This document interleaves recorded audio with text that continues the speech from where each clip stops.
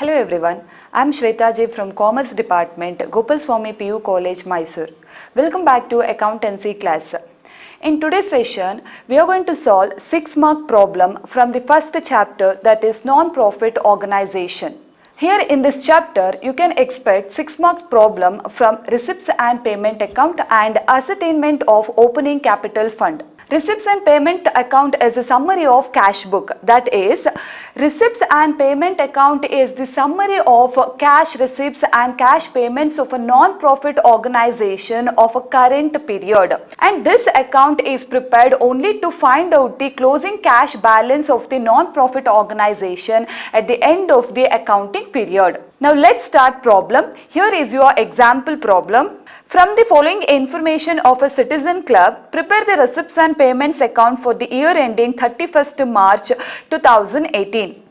Cash in and on 1/4/2017 rupees 1000, entrance fees received rupees 1000, subscription received rupees 75,000, rent paid rupees 9,000, paid for printing and stationery rupees 5,000, newspaper and periodicals rupees 5,800, electricity charges rupees 400, furniture purchased rupees 10,000, sale of old newspaper rupees 500, and the last item is life membership fees rupees 2,000. Before going to start a problem, you should keep it in your mind, receipts and payment account start with the opening cash balance that is given in your problem as cash in and on 1/4/2017 rupees 1000. And the second point is here receipts and payments account does not include any non-cash items such as depreciation or bad debts, etc. And the second point is you should not consider outstanding expenses and outstanding incomes.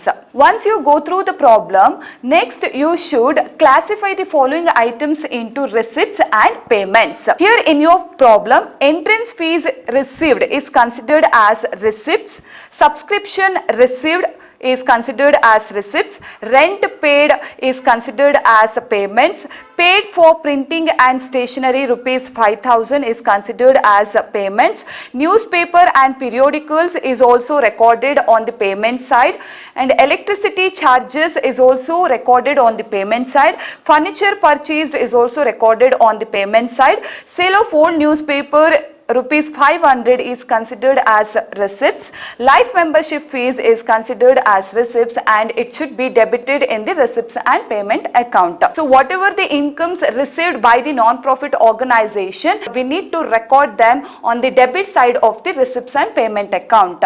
So and whatever the expenses incurred by the non-profit organization, we need to be credited in the receipts and payments account. Now let's solve the problem, and this is the format of your receipts and payments account. First, write the heading in the middle of the account as receipts and payment account as on 31st/3/2018. On the debit side, you should write receipts amount, and on the credit side you have to write payments. Already I told you in the beginning, receipts and payments account always start with the opening cash balance. Here in your problem they are already given the opening cash balance as on 1/4/2017. So it is recorded as to balance brought down on the debit side of the receipts and payments account as rupees 1000. The second item is entrance fees received rupees 1000. It is considered as income to the non-profit organization, so we need to debit it to the non-profit organization. So as entrance fees was rupees 1000, non-profit organization ಗೆ ಯಾವುದೆಲ್ಲ income ಇರುತ್ತೆ, so ಆ ಎಲ್ಲ income ಅನ್ನ ನೀವು receipt side ಅಲ್ಲಿ record ಮಾಡ್ತಾ ಹೋಗಬೇಕು. ಅಂಡ್ ನಾನ್ ಪ್ರಾಫಿಟ್ ಆರ್ಗನೈಸೇಷನ್ ಯಾವುದೆಲ್ಲ ಎಕ್ಸ್ಪೆನ್ಸಸ್ ಆಗ್ತಾ ಹೋಗುತ್ತೆ, ಫರ್ಮ್ ಅಲ್ಲಿ ಯಾವುದೆಲ್ಲ ಎಕ್ಸ್ಪೆನ್ಸಸ್ ಆಗುತ್ತೆ, ಕ್ಯಾಶ್ ಖರ್ಚಾಗ್ತಾ ಹೋಗುತ್ತೆ, ಅದನ್ನ ನಾವು ಪೇಮೆಂಟ್ ಅಂತ ಹೇಳ್ತೀವಿ. ಸೊ ಆ ಎಲ್ಲ ಪೇಮೆಂಟ್ ಅನ್ನು ಕೂಡ ಪೇಮೆಂಟ್ ಸೈಡ್ ಅಲ್ಲಿ ರೆಕಾರ್ಡ್ ಮಾಡ್ತಾ ಹೋಗ್ತೀರಾ. The second is subscription received rupees 75,000. So received in the sense here non-profit organization going to receive some income in the form of subscription. So it should be debited to the receipts and payment account. So here you should record it as 2 subscriptions. The amount of subscription is 75,000. And the next is rent paid. So here non-profit organization incur expenses in the form of paying rent. So it is considered as expenses and it should be credited to the receipts and payments account. And you should record it as by rent 9,000. The next, paid for printing and stationery. And it is also credited by printing and stationery was rupees 5,000. Next, newspaper and periodicals rupees 5,800. It is also considered as expenses to the non-profit organization. That's why it is credited to the receipts and payments account. And you should write it as by newspaper and periodicals was rupees 5,800. The next is electricity charges rupees 400. So it is also an expenses. So it should be credited to the receipts and payments account. By electricity charges, the amount of electricity charges was rupees 400. The next, furniture purchased. So it is a capital expenditure. So as you all know, receipts and payment account involves both capital items and revenue items. So you should record it on the credit side as by furniture purchased. The amount of furniture purchased was rupees 10,000. The next, sale of whole newspaper rupees 500. So it is considered as income to the non-profit organization. So whatever the incomes should be debited to the receipts and payments account, and you should write it as to sale of newspapers. The amount of sale of newspaper was rupees 500. The next, life membership fees rupees 2,000. So it is also considered as an income to the non-profit organization. So it is to be debited. The amount of life membership fees was rupees 2,000. So after recording all the receipts and payments, then you have to make a total of both the amount columns. So if the total of debit is more than the total of credit, then it represents cash balance, and that should be recorded on the credit side of the receipts and payment account. So now you have to make a total of both the amount column. So here when you make a total of debit side, you will get 79,500. Write the same total on the credit side as 79,500. Here the total of debit is more than the total of credit. That's why we should write the same total of debit on the credit side. So after writing the total, then you have to deduct all the total of payments from the total of receipts. Then you should write it as by balance carried down. So this is nothing but closing cash balance of the current period, that is at the end of the accounting period. So now the closing cash balance is rupees 49,300. So as I told in the beginning, receipts and payments account is prepared only to find out the closing cash balance at the end of the accounting period. This can be easily ascertained by deducting total of payments from the total of cash receipts. So that is closing cash balance equals receipts minus payments. Payments total ಮಾಡಿ ನೀವು cash receipts ಇಂದ minus ಮಾಡಿದಾಗ ನಿಮಗೆ closing cash balance ಎಷ್ಟು ಅಂತ ಗೊತ್ತಾಗುತ್ತೆ. So ಇದನ್ನ ನಾವೇನ್ ಹೇಳ್ತೀವಿ, ರಿಸಿಪ್ಟ್ಸ್ ಅಂಡ್ ಪೇಮೆಂಟ್ಸ್ ಅಕೌಂಟ್ ಅಂತ ಹೇಳ್ತೀವಿ. And this can be as for 6 marks in your examination, and it is also as for practical oriented section. And the next is ascertainment of capital fund, and it is also for 6 marks. Capital fund consists of life membership fees, legacies, entrance fees, and the surplus of the current year, and it is also called as the differences between the total of assets and the total of liabilities. Now here is your example problem. From the following ledger balances as on 1/4/2018, find out the opening capital fund. Building 80,000, furniture 20,000, investment 40,000, outstanding expenses 2,000, outstanding subscription 1,000, prepaid insurance 500, subscription received in advance 3,000, cash in hand 3,200, cash at bank 6,300, price fund rupees 40,000, and accrued interest on investment rupees 1,000. So before going to solve the problem, first you should classify the following following items into assets and liabilities, because you are going to ascertain the opening capital fund. Capital fund is nothing but differences between the assets and liabilities. For this purpose, you have to classify the following items which are given in your problem into assets and liabilities. Now let's classify it. Buildings assets, furniture assets, investment assets, outstanding expenses liability, outstanding subscriptions assets, prepaid insurance assets, subscription received in advance liability, cash in hand, cash at bank, as you all know, assets, price fund liability, accrued interest on investment is considered as asset. It is to be recorded on the asset side. Accrued is nothing but, accrued interest on investment is nothing but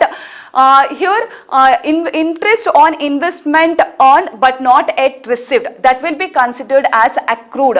All the outstanding expenses should be appeared on the liability side of the balance sheet, whereas all the outstanding incomes should be appeared on the asset side of the balance sheet. Any income received in advance should be appeared on the liability side of the balance sheet. On the other hand, any prepaid expenses are given in your problem, they should be recorded on the asset side of the balance sheet. Now let's solve the problem. So as you all know, the format of balance sheet, on left side should write liabilities amount, on the right side should write assets amount.